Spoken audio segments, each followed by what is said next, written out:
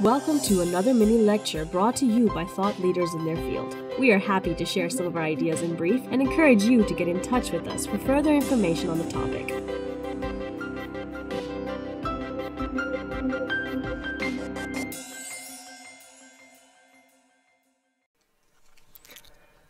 Welcome to the mini lecture series of the Bachelor Program Project Management and IT. This mini lecture is an introduction to storytelling as source of analysis. My name is Roland Schuster and I guide you through this lecture. This mini lecture provides an overview on the didactics of group dynamics, an overview on normative and explorative teaching, a brief explanation of how to prepare stories, and an introduction on how to use storytelling as a source of analysis. Let's jump right in to the didactics of group dynamics. So we have the directive presentation. So this would be the selective presentation. And if the teacher includes the majority of the class, then it would be a participative presentation, but still a presentation. The next step would be a motivation. So again, it starts with the directive motivation, which is largely in the hand of the teacher, and the students are more or less listeners or on the perceiving end. Then again, the selective motivation, where some of the students are included, and the participative motivation, where most of the students are included. And now it starts to the explorative part. So there is a directive exploration. The teacher still knows the goal. The teacher still is the expert in the special field that is to be explored. And directive means that the teacher mainly has the action on his side or her side. The selective exploration is when the teacher includes students. And finally, the participative exploration is the didactics of group dynamics. So this is what we are focusing on in this mini lecture about storytelling. Let's have a look at this participative exploration. Participative exploration within a classroom means that the teacher is a facilitator, mainly a facilitator, and that the process is an open process. That does mean that students don't know the result, teachers also don't know the result, and the learning occurs on either side. Another differentiation is the normative pole of teaching, so normative teaching. Normative teaching is about given rules. Students' challenge is to know the rules well and to act accordingly. Easy example is the traffic light. Green means one is allowed to drive. Orange means one has to prepare to stop, and red means one has to stop. It is very clear what has to be done, and the students just have to learn this. This is normative. The teacher is an expert regarding the rules, and the challenge is to transmit the expertise to the students. But what the students should know and how the students should act is clearly defined. In the contrary, explorative teaching is about exploring a given context. Students' challenge is to participate. The teacher is an expert regarding the steering of the process. The content is also defined by the teacher, so the teacher sets a sort of boundary, which is the context, which is mostly connected to the content of the course that is somewhere positioned within the syllabus. The mutual reflection widens the horizon and generates perspectives for students as well as for teachers. If we look at the pros and cons, one can see that the normative pole, where the teacher's role is to be a professional authority providing guidance, has as positive side a provided structure. There is guidance and there is orientation. The negative side is that this might create an illusion of ready-made solutions. Terminology is in the foreground and thereby hiding complexity. It seems that the teacher is the one that knows it all and the students somehow need to get this knowledge out of the teacher to possess the knowledge. On the other side, we have the explorative pole, where the teacher's role is to be a facilitator of reflections. The advantage is that there is a large creative space, a great possibility to collect different viewpoints and different emotional reactions on discussed issues. The negative side is little structure, no guidance, no orientation, or let's say very little orientation, very little guidance, because the only guidance given is the large context of the lecture. There are no definite answers. The teacher can provide some answers, but it's not a definite answer because it's an open exploration.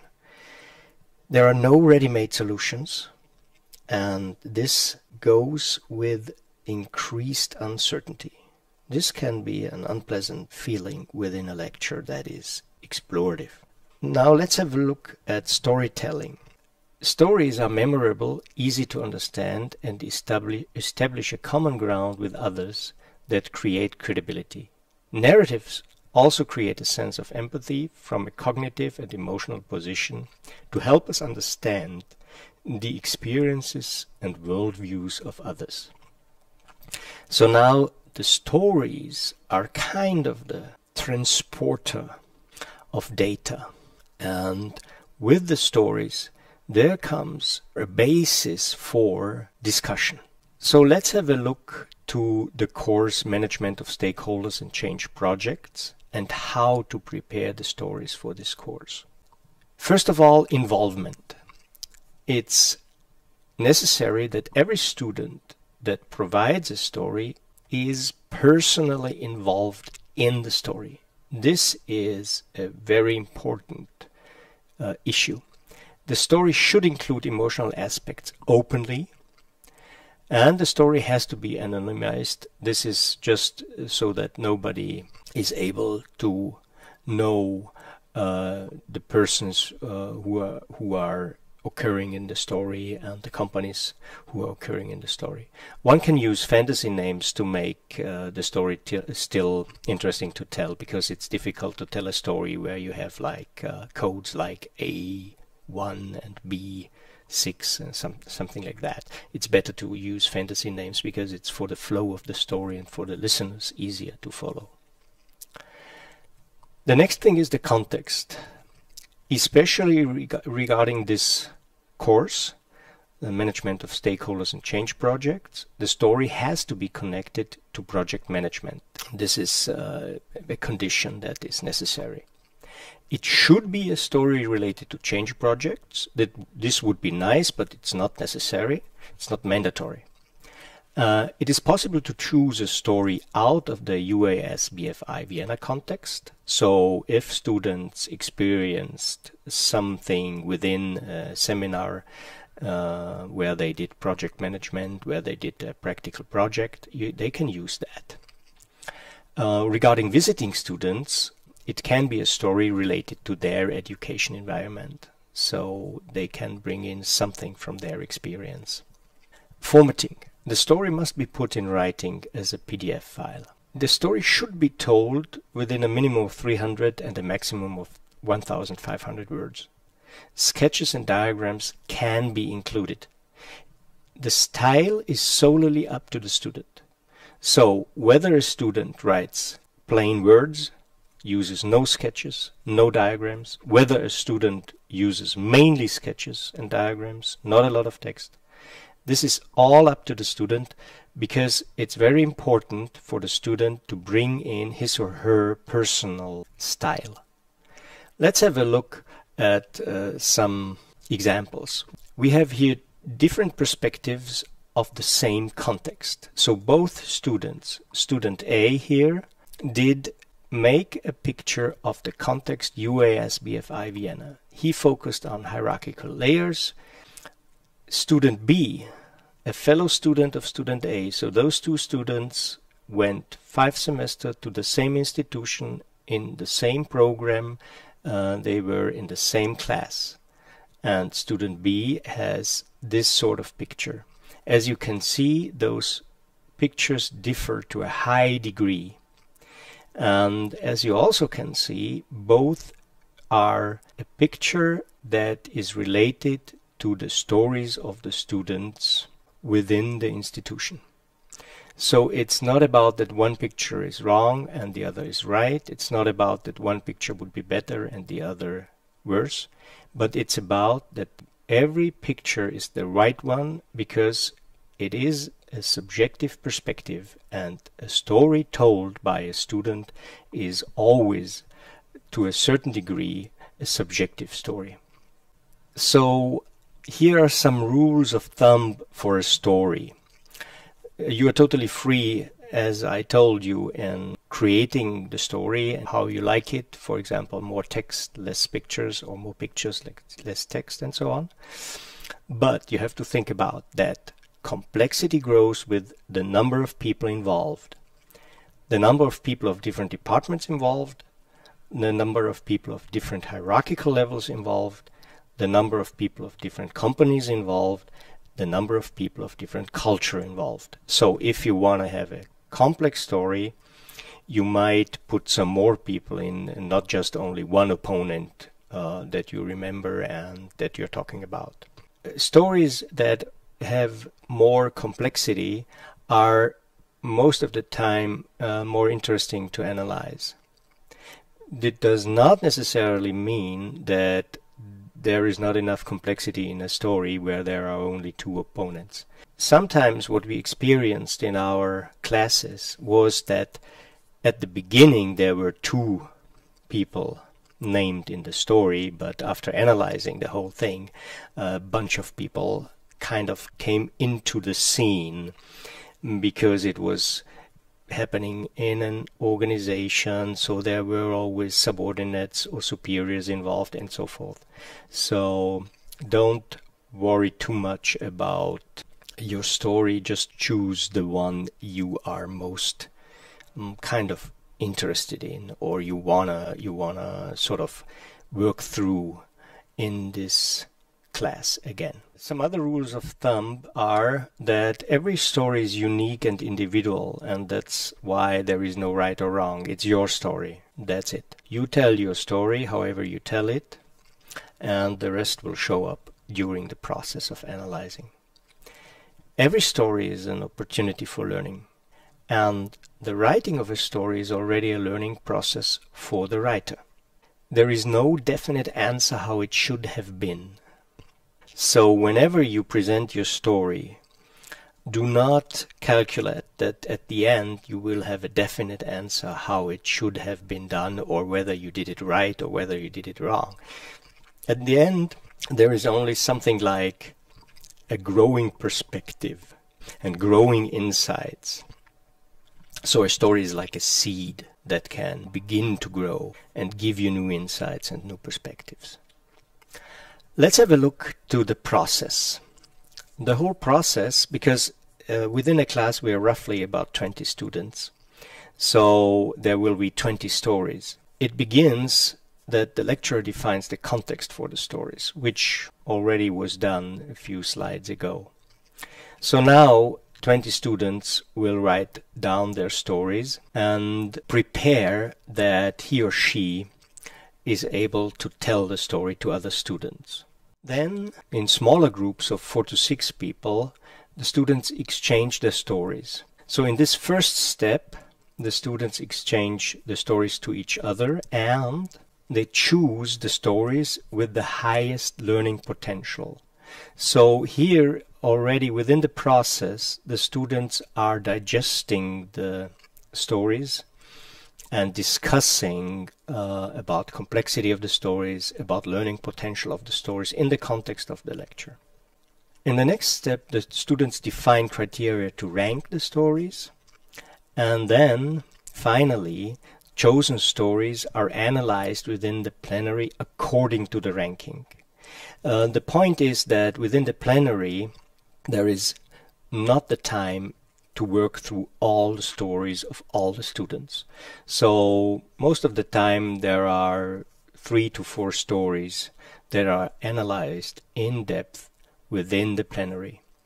But still, if you look at the process as a whole, then you see that every student will tell his or her story, and the students will have a lot of reflection on the stories related to content of management of stakeholders and change projects, and also related to a large portion of emotions that might occur, respectively, that have occurred, because the students that bring in the stories, they have experienced this and that, and they might already have experienced some emotions related to that. So every story depicts a more or less complex situation that can be analyzed within the lecture. And it will be analyzed within the lecture. It differs to what degree, but still every story will be analyzed. The analysis starts at the individual perspective of the story. This is the individual that tells his or her story, and it ends with a generalization. So the subjective perspective is enlarged by input of fellow students and lecturers. The different viewpoints enable the storyteller to look at the story with widened perspective, thereby offering a very good learning possibility. So suddenly you might have more than one perspective on your stories. Suddenly you might differentiate, you might suddenly know where the emotions came from. You might suddenly see some larger organizational background. And this all because of this digestion and because of this mutual reflection of the stories. So in summary, storytelling is used as an instrument for explorative teaching. Explorative teaching widens the perspective and enlarges social competence, because it's a process of communication where different emotional circumstances are talked through by different people with different values, maybe also different cultural background, and so forth. Storytelling in a defined context enables mutual exchange of knowledge related to that context.